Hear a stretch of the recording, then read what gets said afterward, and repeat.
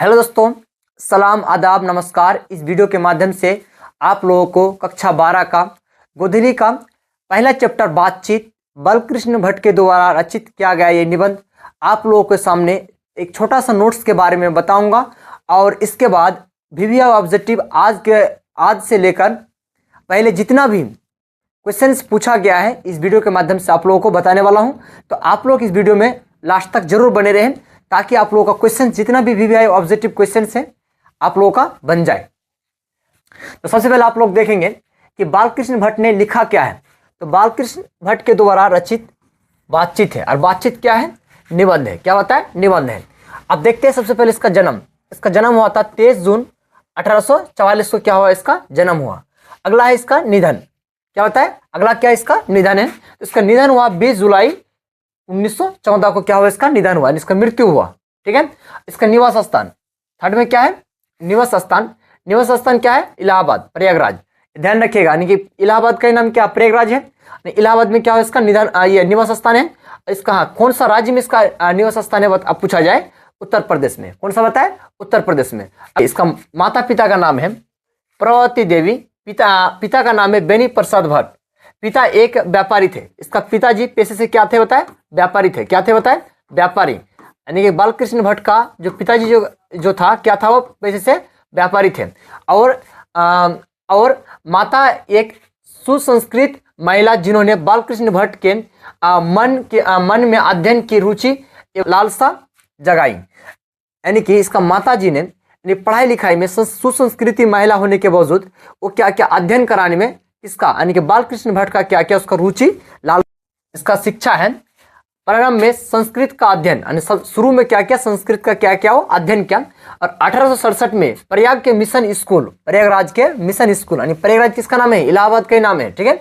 प्रयाग के mission school से entrance की एग्जाम की दी। यानी सबसे पहले क्या क्या वो प्रारंभ में ही एक स्कूल था उसका घर के पास ही, उसमें क्या क्या एक एंट्रेंस का क्या क्या वो मतलब ये एग्जाम पास किया। यानी एंट्रेंस का एग्जाम होता है, जैसे आप लोग भी शायद कोई अगर एग्जाम लेना ये एडमिशन अगर लेना चाहते हैं तो आप लोगों को सबसे पहले एक एग्जाम देना पड़ता है। जैसे कोई यूनिवर्सिटी में अगर एडमिशन अगर होते हैं तो सबसे पहले उसमें एंट्रेंस का एग्जाम देना पड़ता है। उसके बाद अगर पास करते हैं तो उस कॉलेज या फिर क्या स्कूल में आपका एडमिशन लिया जाता है। तो वो क्या क्या 1867 में क्या क्या एक स्कूल में एंट्रेंस के क्या क्या वो ये परीक्षा पास की और उसमें क्या मिला, उसको एडमिशन मिला।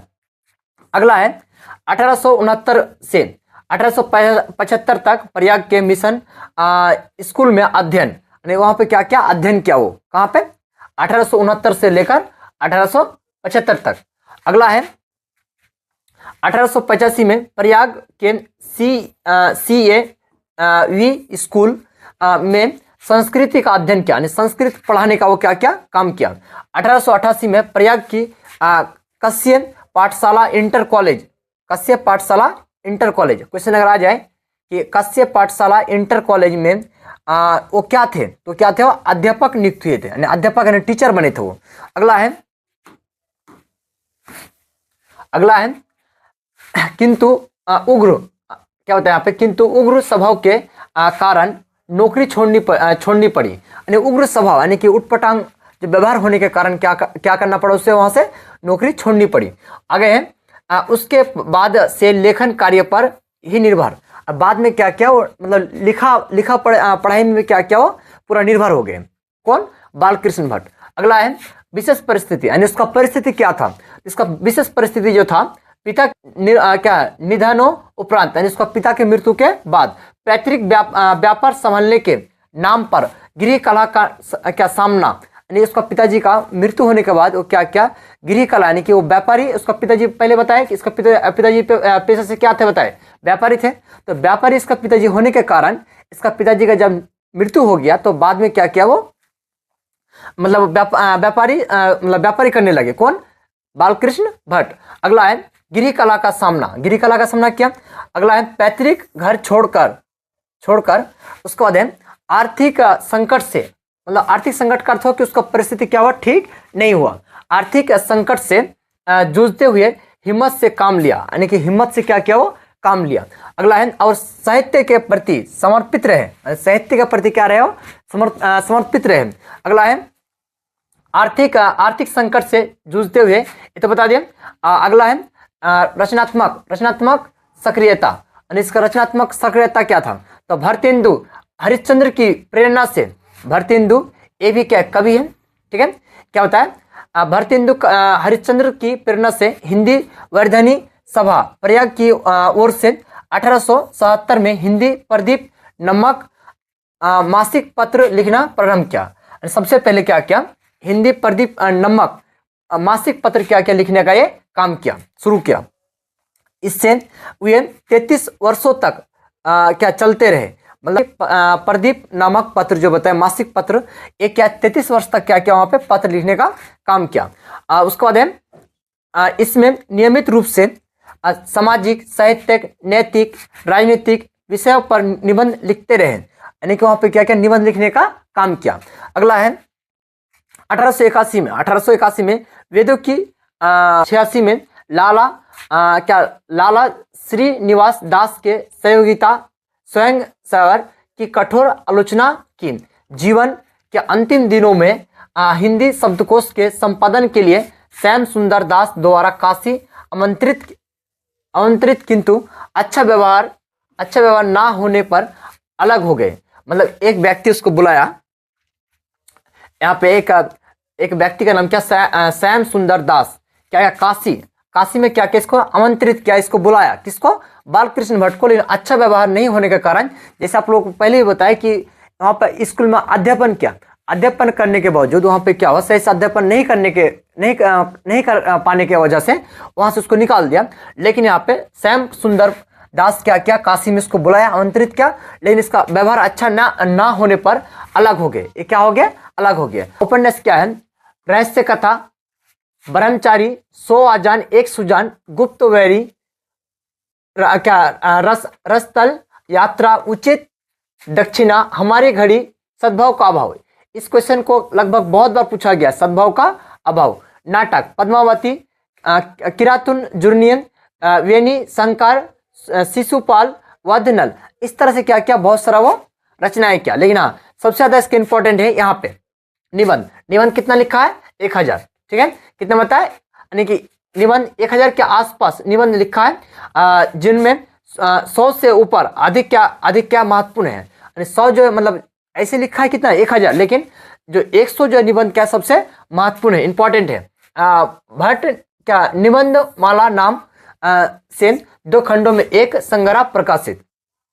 अगला है बालकृष्ण भट्ट आधुनिक हिंदी गद्य के आदि निर्माताओं और क्या उन्नयक रचनाकारों में एक है। ये भरतेंदु युग, यहाँ पे याद रखिएगा। अगर आ जाए कि बालकृष्ण भट्ट कौन सा युग का वो कवि था, तो क्या होता है, भरतेंदु युग का था वो। अगला है कि प्रमुख साहित्यकार में से है, वे हिंदी के प्रारंभिक युग के प्रमुख और महान पत्रकार, निबंधकार तथा हिंदी की आधुनिक आलोचना के क्या प्रवर्तकों में अग्रणी हैं। उन्होंने आधुनिक हिंदी साहित्य को अपने प्रतिभाशाली क्या जनधर्मी, ठीक है, ये क्या उसका पूरा आपको क्या बातचीत, आप लोगों को सबसे पहले भी बताएं कि बालकृष्ण भट्ट क्या लिखा है, बातचीत लिखा है। क्या लिखा है, बातचीत। और बातचीत क्या है, निबंध है। क्या बताए, निबंध है। बातचीत क्या है, निबंध है, ठीक है। यहाँ पे क्या बातचीत में क्या करता है कि इसे तो सभी स्वीकार करेंगे कि अनेक प्रकार की शक्तियां जो वरदान की भांति ईश्वर ने मनुष्य को दी है, उनमें वाक्य शक्ति, देखिए वाक्य शक्ति भी एक है। वाक्य शक्ति का अर्थ बात करने की शक्ति। वाक्य शक्ति का अर्थ क्या होता है, बात करने की शक्ति। यदि मनुष्य की ओर इंद्रिया का अर्थ क्या होता है, आंख होता है। इंद्रिया का अर्थ क्या होता है, आंख। अपनी अपनी शक्तियों में अविकल रातित और वाक्य शक्ति मनुष्य में ना होती, यानी कि बोल रहा है कि वाक्य शक्ति यानी कि बातचीत करने की शक्ति ना होती, हम नहीं जानते कि इस गूंगी सृष्टि का क्या हाल होता। मतलब मनुष्य अगर गूंगा हो जाता तो इस सृष्टि का, इस दुनिया का क्या होता। अगला है सब लोग लूज पूज से हो मानो कोने में बैठा दिए गए होते, और जो कुछ सुख दुख का अनुभव हम अपनी दूसरी इंद्रियों के द्वारा करते, उसे अवक्ष होने के कारण आपस में एक दूसरे के कुछ ना कुछ कहा सुन सकते। इस वाक्य शक्ति के अनेक फायदों में स्पीच यानी भाषा, वक्तृता और बातचीत दोनों हैं, किंतु स्पीच से बातचीत का ढंग ही निराला है। मतलब स्पीच से यानी कि बातचीत से स्पीच से, बातचीत से उसका ढंग क्या होता है, निराला हो जाता है। ठीक है, अगला है बातचीत में वक्ता को, यानी जो भाषण देते हैं उसको क्या बोला जाता है, वक्ता बोला जाता है। ठीक है, तो वक्ता को नाज नखरा जाहिर करने का मौका नहीं दिया जाता है कि वह बड़े अंदाज से गिन गिन कर पाँव रखता हुआ। आप लोगों का भी क्या बनाना है, ऑब्जेक्टिव बनाना है। ठीक है, तो देखिए ऑब्जेक्टिव में क्या करें, एक नंबर में कि बालकृष्ण भट्ट के अनुसार कितने कानों में पड़ी बात खुल जाती है। तो बालकृष्ण भट्ट के अनुसार 6 कानों में बात जब पड़ती है तो उसका बात क्या होती है, खुल जाती है। ठीक है, तो इसका ऑप्शन नंबर क्या हो जाएगा, डी हो जाएगा। एक का क्या हो जाएगा, डी हो जाएगा। अगला है क्वेश्चन नंबर 2 कि 100 अजान 1 सुजान नमक उपन्यास के उपन्यासकार कौन है। इसका सही ऑप्शन होगा ऑप्शन नंबर सी। क्या हो जाएगा, option number C, Balkrishna Bhatt हो जाएगा। अगला क्वेश्चन है क्वेश्चन नंबर 3 में कि हिंदी के एडिशन निम्नलिखित में से कौन कहे जाते हैं। तो इसका सही ऑप्शन होगा option number A, Balkrishna Bhatt को क्या कहता है, हिंदी का एडिशन कहा जाता है। अगला क्वेश्चन है क्वेश्चन नंबर 4 में क्या कह रहा है कि बालकृष्ण भट्ट की रचना निम्न में से कौन है। तो बालकृष्ण भट्ट के द्वारा जो रचना किया गया किसका बात, ये रचना किया गया बातचीत का। किसका रचना किया गया है, बातचीत का। अगला क्वेश्चन है क्वेश्चन नंबर 5 में कि बातचीत के जरिए भाप बनकर क्या बाहर निकल जाता है। तो इसका सही ऑप्शन होगा ऑप्शन नंबर सी, मवाद या धुआं। मवाद या धुआं क्या होती है, बातचीत के द्वारा क्या होती है, निकल जाती है। अगला क्वेश्चन है क्वेश्चन नंबर 6 में क्या कह रहा है कि बालकृष्ण भट्ट की माता का क्या नाम है। तो बालकृष्ण भट्ट का जो माता का नाम थे क्या होता है, प्रभावती देवी। क्या होता है, प्रभावती देवी।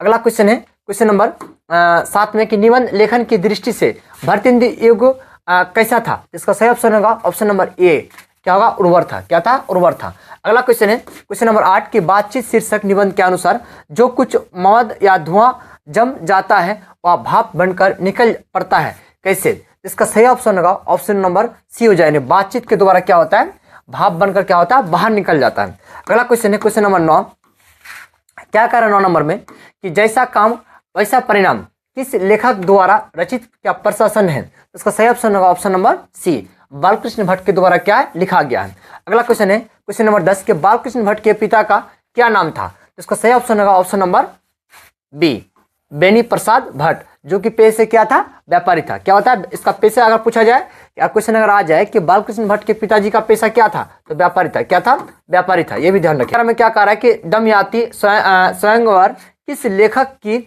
रचना है। तो इसका सही ऑप्शन होगा ऑप्शन नंबर सी हो जाएगा, बालकृष्ण भट्ट की। अगला क्वेश्चन है क्वेश्चन नंबर 12 में क्या कह रहा है कि बालकृष्ण भट्ट की रचना बातचीत क्या है। तो बातचीत क्या है, एक ललित क्या है, निबंध है। क्या है, निबंध। आप लोगों को पहले भी बोले। अगला क्वेश्चन नंबर 13 में क्या कह रहा है कि बालकृष्ण भट्ट किस युग के निबंधकार या क्या है, साहित्यकार थे। इसका सही ऑप्शन होगा ऑप्शन नंबर बी, भारतेंदु युग का था। ठीक है, अगला क्वेश्चन है क्वेश्चन नंबर कितना 14 में कि मनुष्य की बातचीत का उत्तम तरीका क्या है। तो इसका सही ऑप्शन होगा ऑप्शन नंबर डी। क्या हो जाएगा, ऑप्शन नंबर डी हो जाएगा, अक होकर अपने से बातचीत करना, अक होकर खुद से क्या करना, बातचीत करना। क्वेश्चन नंबर 15 में क्या कह रहा है कि संवाद में सबसे महत्वपूर्ण क्या है। तो इसका सही ऑप्शन होगा ऑप्शन नंबर सी, आत्मीयता। क्या होता है, अपने अंदर का कला, आत्मीयता। अगला क्वेश्चन है क्वेश्चन नंबर 16 में क्या कह रहा है कि बालकृष्ण भट्ट का जन्म हुआ था। तो बालकृष्ण भट्ट का जो जन्म हुआ था 23 जून 1844 को हुआ था। कब होता है, 23 जून 1844 को हुआ था। बालकृष्ण भट्ट का क्या हुआ था, जन्म हुआ था। अगला क्वेश्चन है क्वेश्चन नंबर 17 में कि क्या है, संयोगिता स्वयंवर की रचना है। तो इसका सही ऑप्शन होगा ऑप्शन नंबर क्या हो जाएगा, ये हो जाएगा, बालकृष्ण भट्ट की है। किसका है, बालकृष्ण भट्ट की है। अगला क्वेश्चन है क्वेश्चन नंबर 18 में क्या कह रहा है कि बातचीत शीर्षक निबंध के अनुसार रस का समुद्र कितनी बातचीत में उमड़ चला जाता है। तो इसका सही ऑप्शन होगा दो हम सहेलियों के बीच में क्या होता है, बातचीत क्या होता है। क्वेश्चन नंबर 20 में क्या कह रहा है कि बालकृष्ण भट्ट ने कौन सा मासिक पत्र निकाला था। तो बालकृष्ण भट्ट के द्वारा हिंदी प्रदीप जो 33 वर्ष तक क्या किया था, वो निकाला था। कितना वर्ष तक निकाला था, 33 वर्ष तक। अरे हिंदी प्रदीप क्या किया था, निकालने का काम किया था। अगला क्वेश्चन है 21 में कि बातचीत किस विधा की रचना है। इसका सही ऑप्शन होगा ऑप्शन नंबर डी, क्या था, वो निबंध थे। ठीक है, बातचीत अभी आप लोग पहले ही बताए कि बातचीत क्या थे, बताए निबंध थे। अगला है क्वेश्चन नंबर 22 में कि रॉबिन्सन क्रूसो ने 16 वर्ष के उपरांत किसके मुख से एक बात सुनी। इसका सही ऑप्शन होगा ऑप्शन नंबर ए, फ्राइडे के मुंह से। किसके मुंह से, फ्राइडे के मुंह से। अगला क्वेश्चन है क्वेश्चन नंबर 23 में कि बातचीत शीर्षक निबंध के निबंधकार कौन है, इसका लेखक कौन है। इसका सही ऑप्शन होगा option number D, Balkrishna Bhatt, यानी बातचीत का लेखक कौन है? बालकृष्ण भट्ट है।